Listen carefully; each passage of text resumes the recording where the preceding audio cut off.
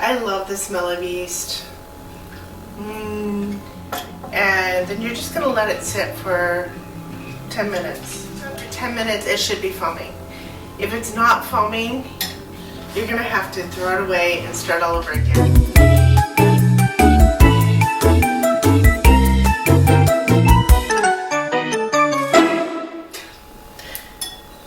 I didn't do it warm enough. It has to be at least 100 degrees. It has to be. Okay, I know why it's not proofing. I freaking forgot the sugar. I can't believe that. I didn't give the yeast anything to eat. We're starting all over. Okay, so we're gonna start this all over again. Okay. Now, I'm going to heat up the water, get it up to about 110 degrees, and then I'm gonna put a yeast packet in this and 3 tablespoons of sugar so that the yeast actually have something to eat. 3 tablespoons of sugar, 1 packet of yeast, and this is active dry yeast.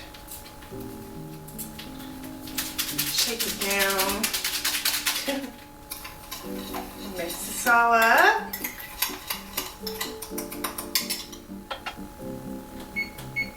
I have my COVID thermometer here to check the temperature.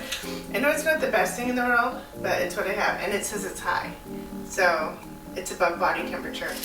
I'm never gonna get these done. But at the end, I will be so happy that I made bagels because it's something that I just was afraid to do it. Like I was afraid that I wouldn't be able to make a bagel, which is ludicrous, right? Okay, stick my finger in it. Ouch! It's definitely too hot. I'm doing the Real Homemade Bagels by All Recipes. It's the first one that popped up on the list when I did a Google search. Basically, it just means that they have the best SEO. Not necessarily that they're the best bagel, but you know, you gotta start somewhere, right? So this one requires 1 1/4 cups of water, 4 1/2 cups of bread flour, and why do we use bread flour for bagels? Let's find out. Okay, 5 elements of a great bagel. This is by King Arthur Baking. We're gonna master this on our first try. Bagels are usually made from a stiff, dry dough with hydration in the range of 55 to 65 degrees compared to a soft sandwich or crusty artisan breads, which are 65% hydration and higher. Okay, low hydration.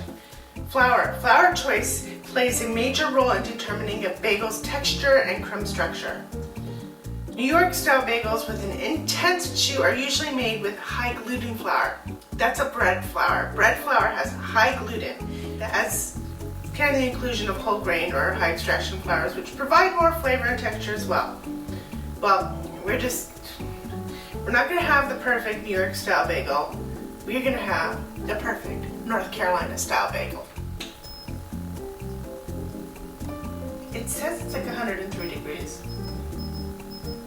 I think it's okay. I think it's good.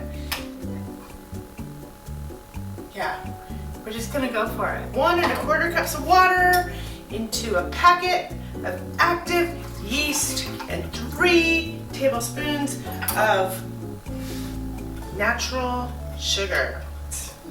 Mix it up real well. I'm going to let this sit for 10 minutes. So our proof is beginning to foam up.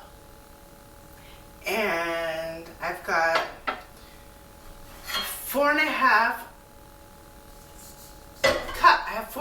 cups of bread flour in there. We need about a teaspoon of salt. That's about a teaspoon of salt. So we need 2 tablespoons of oil. 1, 2. It's foaming up, so I'm assuming it's all good. And then this just goes in here, and I'm going to stir it before I let my stand-up mixer do the rest. I just want to do it that way so that I get everything off the sides, nothing gets left behind. Oh man, it's really dry. I wanted to show you just how dry it is. It is insanely dry. So I have to apologize earlier. My mic was turned the wrong way, and so the sound was terrible. Okay, so I'm putting this in the stand-up mixer. I've got a little Hamilton and connected the dough hook. Put on the guard so everything doesn't splatter all over the place. Plug it in, because that's important. And let's get her going. Oh, she's struggling.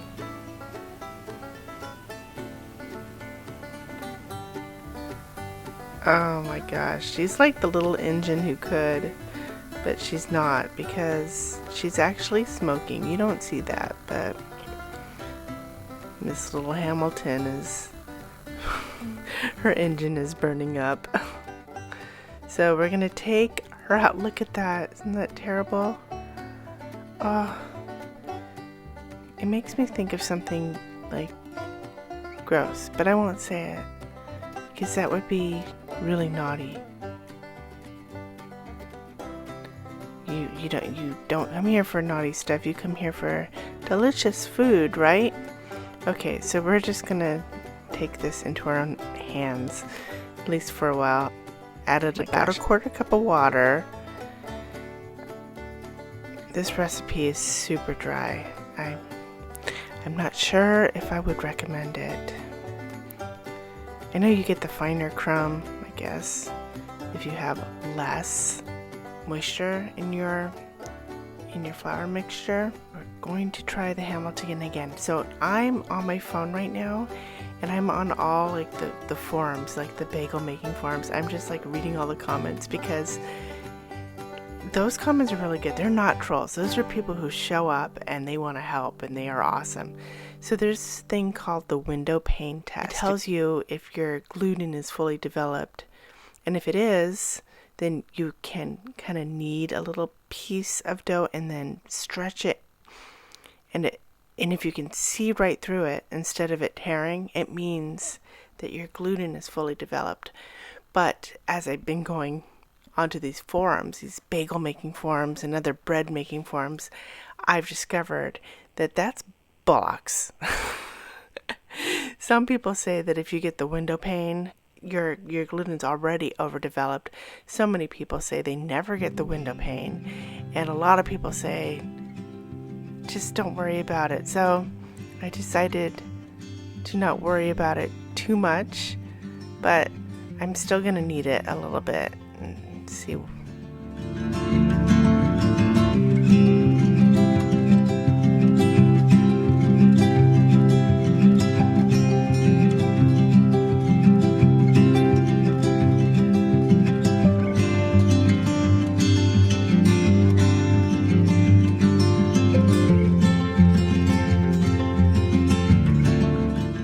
I'm obsessed with this window pane thing. Oh, almost there. Almost there. Oh, but I'm exhausted. I'm so exhausted. I'm just obsessed though. I can't stop. Now, I did let the dough rest. You don't see that here. And I took a little piece off and I kneaded it for maybe like 5 minutes. And I did get the window pane. I did. So I knew that my dough was okay. I knew that it was working just fine. But I just couldn't get it for, oh, there, it's almost there. I couldn't get it for like the whole bulk of dough. And finally, for the sake of sanity, I just gave up, and now I'm just letting it rest. So with this, you have to proof it for a couple of hours. Making this recipe, not so great if you want bagels in the morning. Next time I do this, I'm going to actually ferment it, do it overnight. I'm going to do an overnight fermentation. So it's all fermented, it's all proofed. Now I'm going to slice the dough up into, I think it was 8 little pieces. And I'm so sad because I can't find the footage where I shaped the shape them into bagels. I did struggle with it a little bit, but basically I turned it into this, you'll see, like this worm, this giant worm, and then I tried to shape it into a bagel, but it was so dry that it was hard to get everything to stick together. And it was not perfect, but they came out pretty good, so I'm not so sad about it. And those are my toppings. So I had like cheese and everything bagel and black sesame seed. And I just dipped them in my toppings. After I boiled them, and you only boil them for like a minute on each side.